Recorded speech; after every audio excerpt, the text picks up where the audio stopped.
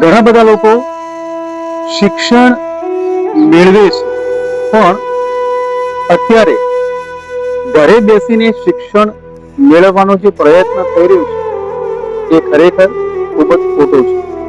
કારણ કે તમે જો વ્યક્તિગત પ્રેક્ટિકલ રૂબરૂ તમારી સંસ્થામાં તમારી કોલેજમાં તમે નહીં જાઓ તો હકીકતમાં શિક્ષણનો જે આપને અનુભવ થવો જોઈએ, જે શિક્ષણ લેવાનું છે એ બિલકુલ આપ નહીં લઈ શકો. અને એટલા જ માટે તમે તમારા માતા પિતા કે વાલીના ફીના પૈસા તો વેળે કાઢો છો, સાથે તમારી જિંદગીનો કિંમતી સમય પણ વેડફાય છે. માટે મહેરબાની કરીને કોઈની વાતમાં ના આવશો.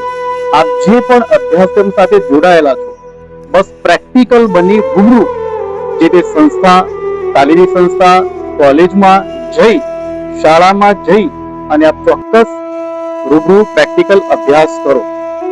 પસ્તાવો અત્યારે નહીં થાય, હંમેશા સમય વીતી ગયા પછી જ પસ્તાવો થાય છે. મળીશું ફરી એક આવી જ વાત સાથે.